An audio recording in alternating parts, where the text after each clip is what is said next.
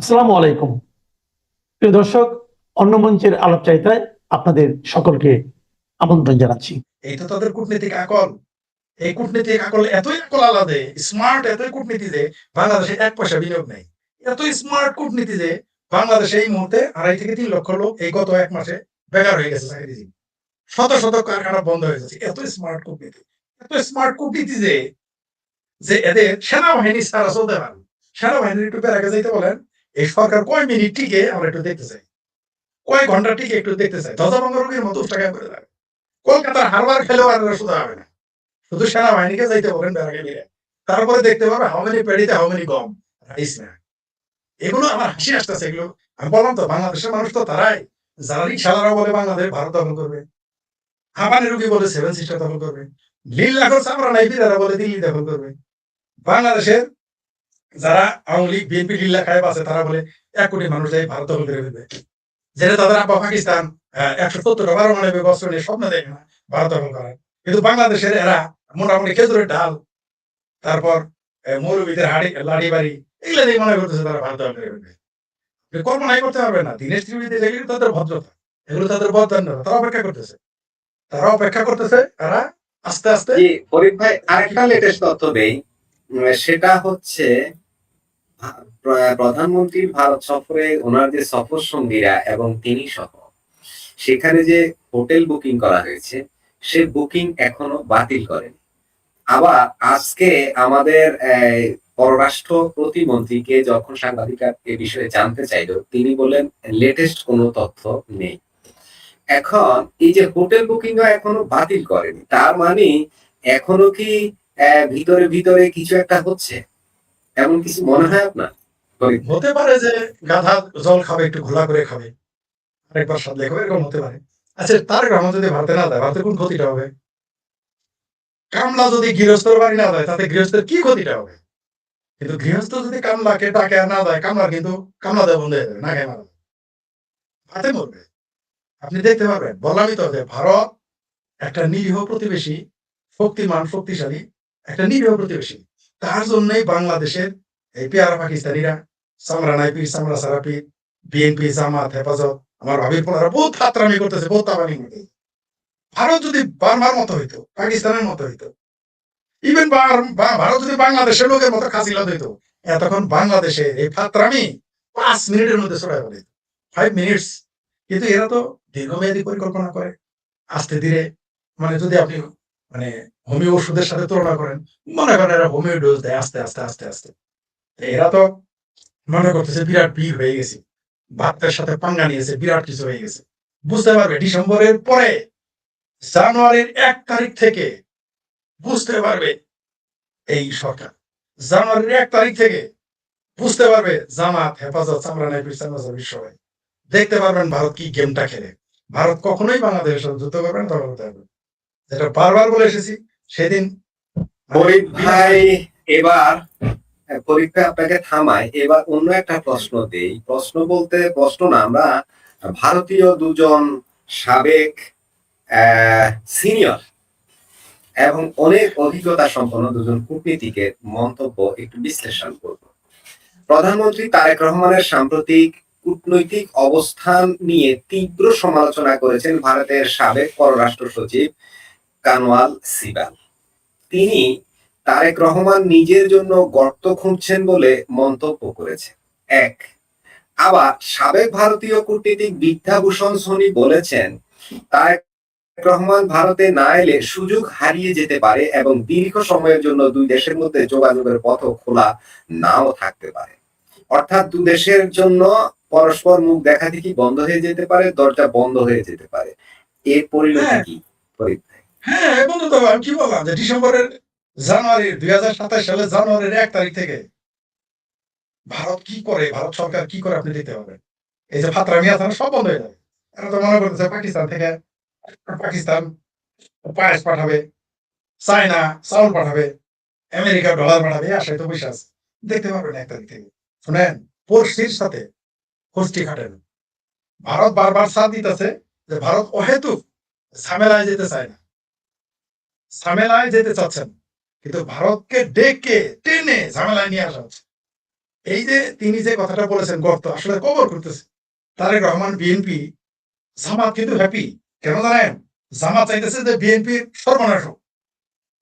কারণ জামাত বিএনপির সর্বনাশ হলেই তো জামাত আগামীতেও যদি আওয়ামী লীগ ক্ষমতায় আসে, নামে বেনামে ছলে বলে কৌশল যদি বিরোধী দল হওয়ার চান্স হয়। কারণ আওয়ামী লীগ পাওয়ারে আসার পরে, এই গণেশ উল্টে যাওয়ার পরে, ওয়াকার বাহিনী পালিয়ে যাওয়ার পরে, ওয়াকারের ভাইনারা পালিয়ে যাওয়ার পরে, ভাইস্তারা পালিয়ে যাওয়ার পরে, ওয়াকারের ছেলেপেলা পালিয়ে যাওয়ার পরে সবচেয়ে ডলার রাখাবে কে? যারা বিএনপি করে। জামাতের তো পলিসি আছে, তারা ফতোয়া দিয়ে তারা জামাতে বিএনপি তারা সব দেখবেন পালে পালে দলে দলে আওয়ামী লীগে দিবে। আর ওয়াজ মাহফিলে মনে করেন শেখ হাসিনা বঙ্গবন্ধু এদের প্রশংসা শুরু করে দিবে। আর মোটামুটি আধা বেকুব আওয়ামী লীগ যারা তারা এটা মেনে নিবে। এই যে মৌলভী সাহেবের আমাদের ওয়াজ করতে দেখবেন, লিখে রাখেন আপনি, আগামীতে যখন ডলা দেওয়া শুরু করবে, যে ডলা এখন আওয়ামী লীগকে দিতেছে এত 3 গুণ বেশি ডলা দিবে। যেহেতু বিএনপি বড়, বিএনপির সামনে আসবে, বিএনপির সামনে বিএনপি লোক বেশি ডলা খাবে, ছাত্রদল বেশি ডলা খাবে, এই শিবির জামাত এগুলো সব চলে যাবে আওয়ামী লীগের ব্যানারে। সব দেখুন মোটামুটি তখন বঙ্গবন্ধুকে বলবে হযরত শেখ মুজিব, হযরত বঙ্গবন্ধু শেখ মুজিবুর রহমান রহমতুল্লাহ আলাইহি, এইগুলো বলে দেখুন মৌলবীর ওয়াজ করা শুরু করবে।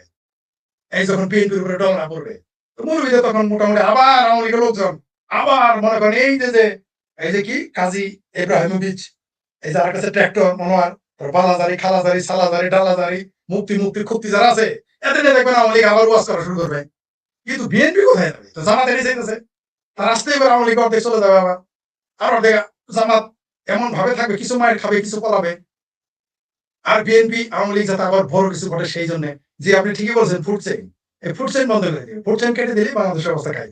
তো এরা তখন দল রাখাবে বিএনপি, দেখতে পারবেন এটা কবর। বিএনপি তার নিজের কবর করতেছে।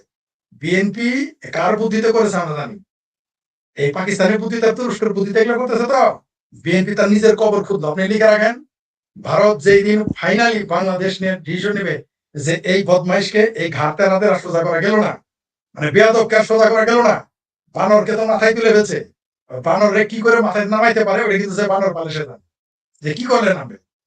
ওই পাশের কঞ্চা দেওয়া পাশার মধ্যে 2টা বাড়ি দিলেই বানর কিন্তু কানটা ধরে যখন চেঙ্গা দিবে, লেঙ্গুর ধরে ধরে ঘোরা দিবে, ঠিক হয়ে যাবে। নেড়িকুত্তা কিন্তু খুব ঘেউ ঘেউ করে, তারপরে যখন মুগুর 2টা ঠিক মতো মারবেন দেখবেন কুত্তা সোজা হয়ে যায়। বাংলাদেশের এই বিএনপির পরিণতি এটা হবে, জামাতের পরিণতি এটা হবে। তবে বাংলাদেশে দুর্ভিক্ষ, গৃহযুদ্ধ, তারপর যুদ্ধ, এগুলো আস্তে আস্তে চেপে আসতেছে। কারণ আগামীতে এই বাংলাদেশ থেকে এই দক্ষিণ এশিয়া অস্থিতিশীল করার জন্য একটা যুদ্ধক্ষেত্র দরকার।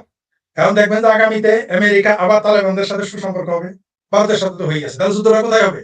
যুদ্ধটার একটা জায়গা লাগবে। তো যুদ্ধের ক্ষেত্র বাংলাদেশ সেই প্রসেসে চলতেছে এবং এটা হয়ে গেছে অলরেডি। ইসরায়েলের রাষ্ট্রদূত বলে দিয়েছে বাংলাদেশে হামাসের ঘাঁটি আছে, জাতিসংঘ বলেছে আল কাদের ঘাঁটি আছে, স্প্রেড করতেছে। মানে আপনার জন্য তো গৃহযুদ্ধ হওয়ার জন্য বা যুদ্ধ হওয়ার জন্য তো ক্ষেত্র প্রস্তুত। আর বাংলাদেশের মানুষ অর্ধেক তো পাকিস্তান প্রতিপে আর পাকিস্তানি থাকবে। মাদ্রাসাগুলো তেমনি বানায় নাই, অর্ধেক মাদ্রাসা আওয়ামী লীগ বানিয়েছে, আর অর্ধেক বিএনপি জামাত মিলে বানিয়েছে, আর অর্ধেক আওয়ামী লীগ বানিয়েছে। তো এই মাদ্রাসাগুলো নিয়ে একটা ঘটনা ঘটবে বাংলাদেশে, এদের তো ব্যবহার করবে ভারতের বিরুদ্ধে, আওয়ামী লীগের বিরুদ্ধে, মুক্তিযুদ্ধের বিরুদ্ধে। এই দেশটা গৃহযুদ্ধ অবধারিত হয়ে যাবে। তবে জানুয়ারি 2027 সালে জানুয়ারি 1 তারিখ থেকে ভারতের গেম প্ল্যান গুলো তখন পরিষ্কার স্পষ্ট হয়ে আসবে।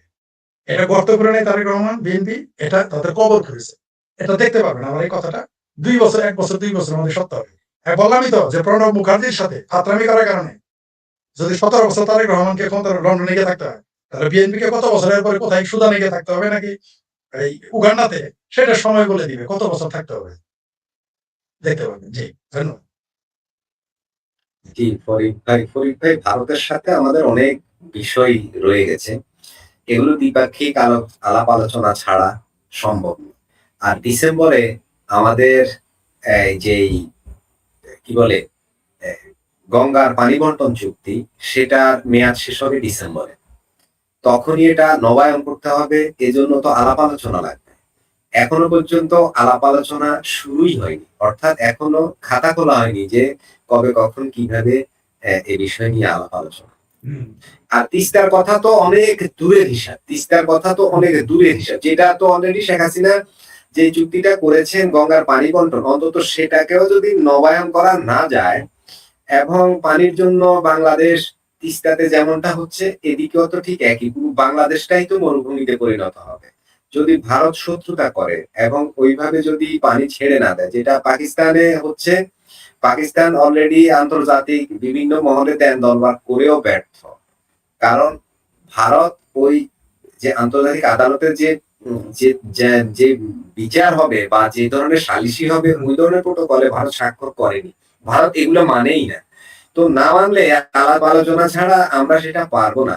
এখন আমাদের এই দেশপ্রেমিক সরকার আমাদের জনগণের কথা ভেবে হলেও সেখানে যাওয়া উচিত এবং আমাদের যে দ্বিপাক্ষিক যে বিষয়গুলো আছে সেগুলো নিয়ে আলাপ আলোচনা করে জনগণের স্বার্থে তাকে যেতে হবে। এখন এমনটা মনে হচ্ছে কেউ কেউ বলছেন যে এটা এক ধরনের ইগো, এক ধরনের ভারত বিরোধী মনোভাব যেটা তার নির্বাচনের আগে করে এসেছিল। এখন জনগণকে বা ওদের ভোটারদেরকে ওদের সাপোর্টারদেরকে তারা এটা বোঝাচ্ছে যে হ্যাঁ আমরা ভারতের বিরুদ্ধে এটা করছি। তো ভারতের বিরোধিতা আপনারা করেন, ভালো কথা, আমরাও করি, সবাই মিলে কোরাসে ভারত বিরোধিতা করি। তো আমার ভারতের সাথে তো অনেক স্বার্থ সংশ্লিষ্ট বিষয় আছে, সেগুলোর কি হবে? এত ফরিদ ভাই ভারত এটা কি বিরোধিতা দেশপ্রেম হতে পারে? ফরিদ ভাই এটা প্রশ্নই এটা আসে কি না, দেশপ্রেম হতে পারে? প্রশ্নই আসে না। এরা দেশপ্রেম তো এরা দেশে বিশ্বাস করে না, দেশপ্রেম কিভাবে থাকবে? এরা বাংলাদেশে বিশ্বাস করে, জামাত জামাত বাংলাদেশে বিশ্বাস করে, সরমনাই পীর জামাত বাংলাদেশে বিশ্বাস করে, হেফাজত বাংলাদেশে বিশ্বাস করে, বিএনপি বাংলাদেশে বিশ্বাস করে। যদি করতো তাহলে বঙ্গবন্ধু অস্বীকার করে কিভাবে? ৭ই মার্চের ভাষণ পাঠ্য থেকে বাদ দেয় কিভাবে? বঙ্গবন্ধুর ভাস্কর্য ভাঙে কিভাবে? ৩২ নম্বর ভাঙে কিভাবে? এরা যদি বাংলাদেশে বিশ্বাস করতো, আমরা বঙ্গবন্ধু অস্বীকার করে বাংলাদেশের স্বাধীনতার স্বীকৃতি দেবেন হইল?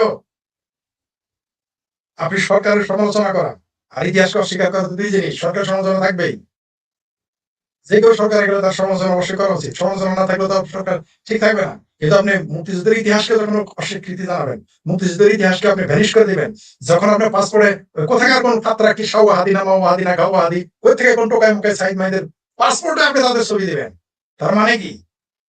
তার মানে কি দাঁড়াইলো? আপনি বাংলাদেশে মানেন না? ওই পাসপোর্ট আমার দরকার নেই তো, যে পাসপোর্টে সাইদের ছবি থাকবে। ওই পাসপোর্টের আমার দরকার নেই তো, যে পাসপোর্টে সাওয়াহাদির ছবি থাকবে। ওই পাসপোর্ট আমার দরকার নেই তো। ওই পাসপোর্টে কি মর্যাদা থাকে? বঙ্গবন্ধুর সাথে তারা বিরাট বড় বীর হয়ে গেছে। তাহলে তারা কি বুঝাইতে চায় আমাদের? তারাই বাংলাদেশ মানে না। তো আপনি যেটা বললেন, এরা ভারতকে বাইপাস করে যে চেষ্টা করতেছে, নিজের বীর মনে করতেছে, শিশু তার শক্তি সম্পর্কে জানে না। একটা 4 বছরের শিশু সে তো বুঝে না, সে বড় মানুষের সাথে ঝগড়া বিবাদ করতে পারবে, ঢেল দিবে, চোখে খোঁচা দিবে। কিন্তু একটা চটকা না দিলে বই যাবে তা তো জানে না। এরা তো রাজনৈতিক ভাবে শিশু, এরা হলো রাজনৈতিক ভাবে শিশু। তারেক রহমান যে চিন্তা করতেছে ভারতের সাথে আপনি যে ক্ষেত্র সৃষ্টি করেন, দেশপ্রেম দেখাইতে চাই গিয়ে, বললাম তো এদের এদের রাগটা কোথায় ভারতের সাথে? এদের রাগ হলো ৭১। এদের রাগটা কোথায়? মুক্তিযুদ্ধ। ৯৩,০০০ পাকিস্তানের সৈন্য আত্মসমর্পণ করছে, এই বেদনা তারা এখন বলতে পারতেছেন। এই দেশ ভেঙে পাকিস্তান, তাদের স্বাধীন পাকিস্তান ভেঙে বাংলাদেশ হয়েছে, এই বেদনা তারা বলতে পারে না। এই কষ্ট তাদের বেদনা এখন আওয়ামী লীগ নিষিদ্ধ করে এই বেদনা মিটে নাই, ছাত্রলীগ নিষিদ্ধ করে এই বেদনা মিটে নাই, শেখ হাসিনাকে বিতাড়িত করেও মিটে নাই। ভারতের সাথে পাঙ্গা নিতেই হবে। সুখে খাইতে একবার ভূতে খেলেছিল ২০২৪ 5 এপ্রিল পাঠাইছে, এখন ভারতের সাথে পাঙ্গা নিতে হবে। এটা দেশপ্রেম বলে না, এটা আত্মঘাতী সিদ্ধান্ত। বিএনপি বুঝতে পারবে। সমস্যা হচ্ছে যে এই ক্ষতিটা শুধু বিএনপি নিজের জন্য করে নাই, বাংলাদেশের জন্য করেছে। এই ক্ষতিটা শুধু ভাবি পোলার নিজের জন্য করে নাই, বাংলাদেশের জন্য করেছে। এই ক্ষতিটা জামাত এবং আরো যারা আছে এই দেশের বুদ্ধিজীবীরা সকল, তারা নিজেদের জন্য শুধু ক্ষতি। কারণ ফরদ মাজারের বাচ্চারা কোথায় থাকে? তারা তো বাংলাদেশে থাকে না। দৃক শহীদ নাগরিক কোন দেশে? তার পাসপোর্ট দেখেন তো। তাদের তো সমস্যা নেই, সমস্যা না আমরা যারা বাংলাদেশি তাদের সমস্যা। কিন্তু আমরা এই বাংলাদেশকে উদ্ধার করবো। আমরা এই বাংলাদেশকে মুক্তিযুদ্ধ বিরোধী দেশ বিরোধীর হাত থেকে আমরা উদ্ধার করবো। জুলাই সন্ত্রাসীদের হাত থেকে এই বাংলাদেশ কিন্তু আমরা আজও কালো উদ্ধার করবো, জনগণকে সাথে নিয়ে। এবং জনগণ উদ্ধার করবে, করবেই। এইভাবে একটা দেশ চলতে পারে না যে দেশে বিনিয়োগ নাই 5 পয়সা, যে দেশে কলকারখানা বন্ধ হয়ে যাচ্ছে, বিদ্যুৎ নাই, গ্যাস নাই, জ্বালানি নাই। আমার মানে এত যে ভারত বিরোধিতা করে, ভারত ছাড়া তারা অনেক কিছু করতে পারে। তো ভারত থেকে তেল আনে কেন 82 লক্ষ লিটার? কেন পাকিস্তান থেকে আনুক না, চালটা চাইনা থেকে আনুক না, সৌদি আরব থেকে খেজুর এনে খায় না। এখনো তো দেখলাম ভারত থেকে খেজুর এনে খাইতেছে। ভারত থেকে খেজুর এনে বাংলাদেশ খাইতেছে, সৌদি আরব থেকে আনে না। যেই দেশে বললামই তো আপনি, জানুয়ারির 1 তারিখ 2027 জানুয়ারির 1 তারিখ থেকে খেলা দেখতে পারবেন। তখন ভারত প্রকাশ্য নেমে যাবে। একবার চুপ ছিল, যেটা তারা পশ্চিমবঙ্গের নির্বাচনের জন্য নীরব ছিল। তারা কিন্তু গেম প্ল্যান তারাও সাজিয়ে রেখেছে। তাদের plan A, plan B, plan C, plan D আছে। তারেক রহমান এটা করলে কি করবে, ভাবের পোলার এটা করলে কি করবে, তমক এটা করলে কি করবে, জামাত। এগুলো কিন্তু ভারতের বোকা মনে হয়। কোন শক্তিমান মানুষ যখন ছাড় দেয়, তার মানে এই না যে সে দুর্বল। আপনি যদি মানে যেই দেশের, ওই দেশের অর্থনীতি কত কত বিলিয়ন ডলারের, ওই দেশের আয়তন কত, ওই দেশের মানুষের সংখ্যা কত, তার প্রযুক্তিতে জ্ঞানে কত আগে আছে, তার অস্ত্র কত আগে আছে, তার সাথে আপনি পাঙ্গা নিতেছেন। নেন। আপনার যদি সুদান হওয়ার ইচ্ছা জাগে, আপনার যদি আফ্রিকা নাইজেরিয়া হওয়ার ইচ্ছা স্বাদ জাগে, তাহলে তো কেউ, আপনি যদি নিজের পায়ে নিজে পড়ার মাল কেউ তো পেরে যেতে পারবেন। ভারতের শেষ মুহূর্তে তাদের একটা অবস্থান থাকবে। ভারত কিন্তু বাংলাদেশের মতো না, তারা কিন্তু জাতীয় স্বার্থে ঐক্যবদ্ধ হয়ে যাবে। এই বাংলাদেশকে যখন তারা মনে করবে শতভাগ যে এখন আর এই বাংলাদেশকে তারেক রহমানকে বশ করা গেল না বা বশ হইল না, সে পাকিস্তানের পকেটেই থাকবে বা তুরস্কের পকেটেই থাকবে, ভারত যখন এটা 100% নিশ্চিত হয়ে যায় আর কোনোভাবে মানানো যায় না, তখন ভারত জানে কি করতে হবে, যেটা বারবার বলে আসছি, কোর্ট চেইন কেটে দেবে। ভারতকে এই দেশের সাথে কোনো যুদ্ধের প্রয়োজন নেই, ভারতকে এই দেশে একটা গুলি করার প্রয়োজন নেই, ভারতের এই বাংলাদেশে একটা বার বিমানের উড়ানোর প্রয়োজন হবে না, তার একটা সৈনিকের জীবন দিতে হবে না। 71 সালে যদি তাদের 14,000 থেকে 17,000 সৈনিক মতান্তরে আমাদের জন্য শাহাদত বরণ করেছে, কিছুই করতে হবে না। শুধু ভারতের ফুড সেন্টার কেটে দিবে, রপ্তানি বন্ধ করে দিবে, তাও করতে হবে না। আমি সহজ সেটা বারবার বলে আসছি। ভারত সরকার যদি আমার এই কথা মানে, তাহলে বাংলাদেশ 2 মাসে টাইট হয়ে যাবে। একটা সহজ কথা, শুধু সেই ঘোষণা দিবে ভারত সরকার যে বাংলাদেশের সাথে আমাদের কূটনৈতিক সম্পর্ক নাই, তাদের সাথে আমদানি রপ্তানি অমুক তারিখ থেকে বন্ধ হবে। জাস্ট 90 ডেজ ঘোষণা দিবে। ঘোষণা করতে হবে না। বলবে যে, মনে করেন জানুয়ারির 1 তারিখে ঘোষণা দিল ভারত সরকার যে বাংলাদেশে কোনো পণ্য রপ্তানি করব না, বাংলাদেশ থেকে কোনো জিনিস আমদানি ভারতে হবে না। কবে করবে এটা? আগামী ঘোষণা দিবে জানুয়ারি 1 তারিখে যে মার্চ মাসের 31 তারিখের পরে এপ্রিল মাসের 1 তারিখেই সবকিছু বন্ধ। বাংলাদেশের মানুষ 2 মাসে না খায় মারা যাবে, দুর্ভিক্ষ লেগে যাবে, যুদ্ধ টুদ্ধ কিচ্ছু করতে হবে না। এটা আগেও বলেছি, আবার এই একটা পলিসি ভারতের জন্য যথেষ্ট। ওই ফারেক রহমান, ওই যে ওই মুসলেখা, ওই যে কি হবুচন্দ্র বাজার গৌচন্দ্র মন্ত্রীর ক্যাবিনেট, জামাতের কি রাস্তায় পরে পাওয়া 77 জন এমপি আর ভাবির পোলাদের 6টা অনুরোধের আসলে এমপি, পেটে ভাত ঢুকবে না, পাবলিক পেটায় এদেরকে বঙ্গোপসাগর না ঢাকার মান্ডা খালে পাঠাবে। আওয়ামী লীগও লাগবে না। ভারত শুধু এই ঘোষণা দেয়, ভারত শুধু এই ঘোষণা দেয় যে আগামী 3 মাস পর, আফটার 90 ডেজ, আমরা একটা জিনিস বাংলাদেশে রপ্তানি করবো। দেখেন বাংলাদেশে কি করে। এই একটা কথাই যথেষ্ট। এই একটা লাইনে শুধু ঘোষণা দিবে, বন্ধ করতে হবে না। বাংলাদেশের দেখেন মানুষ কিভাবে এদের পেটানো শুরু করে। 1 মাস খুব লাফালাফি করবে, 2 মাস আরো লাফালাফি করবে, 60 দিন পর থেকে দেখবেন পাবলিক যেখানে বিএনপির এমপি পাবে, যেখানে জামাতের এমপি পাবে, যেখানে পাবে পেটানো শুরু করবে। এত আত্মীয় স্বজন নিয়ে এদের পেটাবে। না আওয়ামী লীগ লাগবে, না ছাত্র লীগ লাগবে, না শ্রমিক লীগ লাগবে, কৃষক লীগ না আমাদের লাগবে, না ভারতের সৈনিকের দরকার নেই। শুধু এই ঘোষণা ভারত দেখেন কি ঘটে বাংলাদেশে। পাকিস্তান আসবে হয়তো, চাইনা আসবে, আমেরিকা আসবে, দেখি কি ঘটে। জি ফরিদ ভাই, এবার একটু অন্য প্রসঙ্গে যাই। সেটা হলো, ভারতের বিরোধী দলীয় নেতা রাহুল গান্ধী বলেছেন, শেখ হাসিনা আমার মাতৃসম, ভারতে থাকতে তার কোনো স্ট্যাটাস লাগে না। মানে ভারতের সরকার এবং বিরোধী দল এই এই একটা মানুষের ব্যাপারে তারা একমত হয়ে যাচ্ছে সবসময়। আমাদের দেশে হলে কিন্তু এটা একেবারে অসম্ভব ছিল। ঠিক অপোজিট, ঠিক অপোজিট, ঠিক হ্যাঁ, অপোজিট। আপনি খেয়াল করেন, এই মুহূর্তে সকল ভারতের বিরোধী দল তীব্রভাবে নরেন্দ্র মোদী বিরোধী, বিজেপি সরকার বিরোধী। এটা আপনি দেখেছেন, শেখ হাসিনার প্রশ্ন সবাই স্ট্যাটাস লাগবে কেন শুনেন। 1 তারিখের পরে ডিসেম্বর মাসে তো ঝামেলা হবেই, বহু কিছু ঘটবে বাংলাদেশে, বহু কিছু ঘটে যাবে। এই যে দেখেন, শেখ হাসিনা আমার মাতৃসম, ভারত থাকতে তার কোনো স্ট্যাটাস লাগে না। এরা তো খুব খুশি হইতেছে যে বিজেপি সরকার চলে গেলে শেখ হাসিনাকে তাদের হাতে দিবে, তারা ধরে নিচ্ছে, চেলা মাটি দিয়ে দিবে, তারা চানাচুর বুট মুড়ি খাবে আর ফুটবল খেলা দেখবে আর শেখ হাসিনা ফাঁকি দিয়ে দিবে। এই মনে রাহুল গান্ধী কিন্তু সেটা কি করেছে, একেবারে পানি ঢেলে দিয়েছে। এটা আমরা জানি।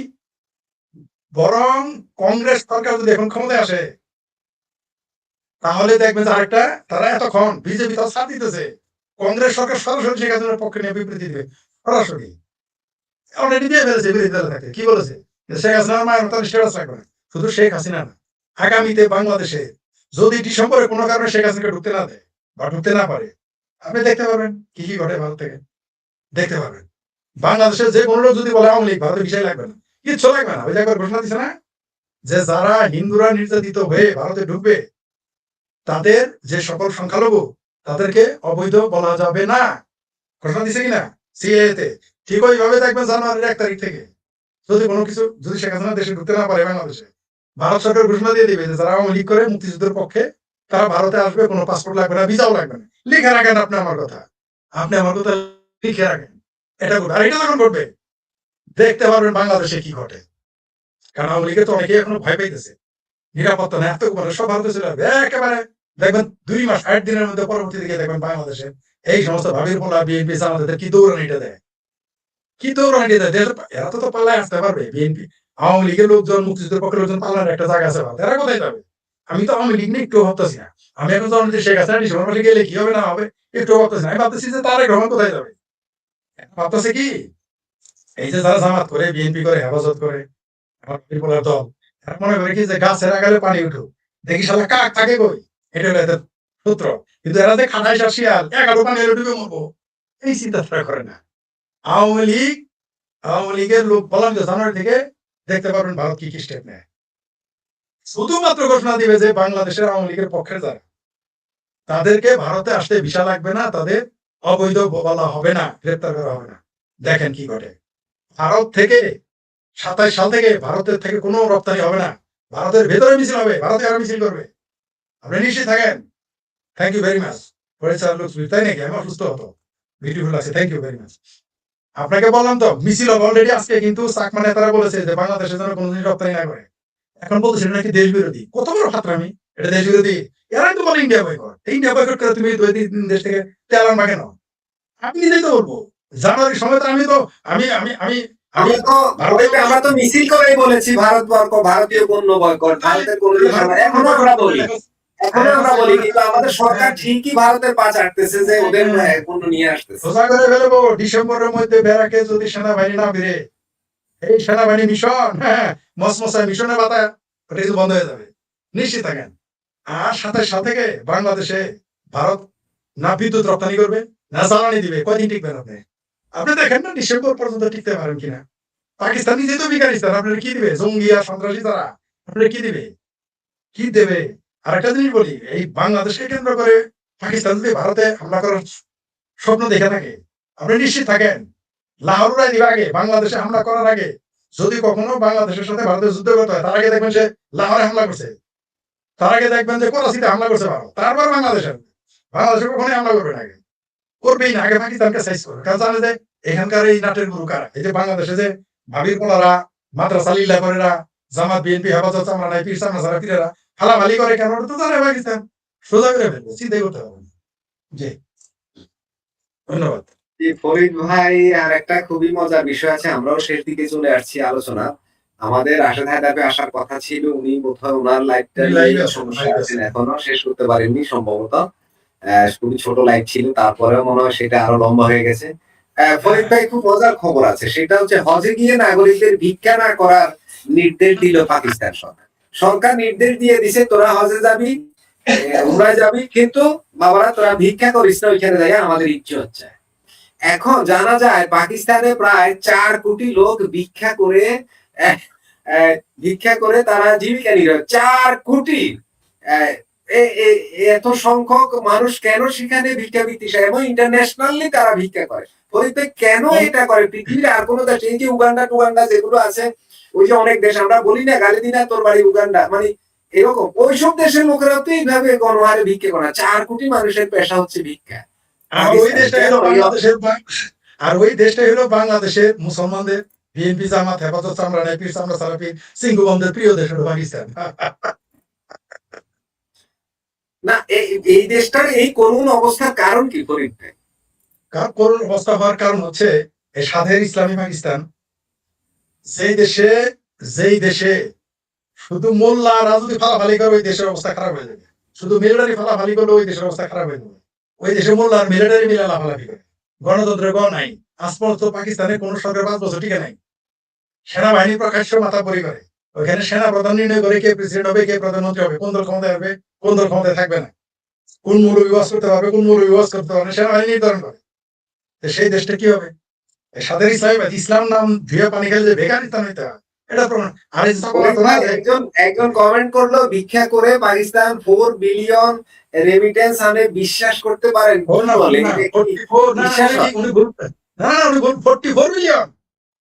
বিলিয়ন না, 44 বিলিয়ন ইনকাম করে তারা।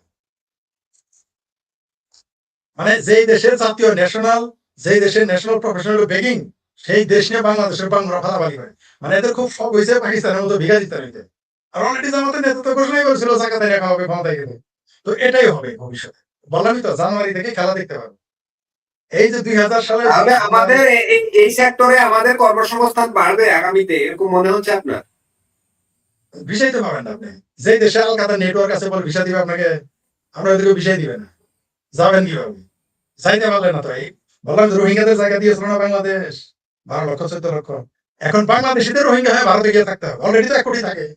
এই দেশের এই ফাত্রারা, বিএনপি জামাতের মতো ফাত্রারা বাইরে চাপা মারে 1 কোটি থেকে 1.5 কোটি লোক ভারতে এখন কামলা দিয়ে খায়, কামের বান্দি করে খায়, দিন মজুরি করে খায় বাংলাদেশের লোক। আর 1 কোটি লোক সীমাতে চোরাকারবারি করে খায়। এই 2 কোটি মানুষ বাংলাদেশের উপরে নির্ভরই করে না, ভারতের অর্থনীতির সাথে তাদের সম্পর্ক।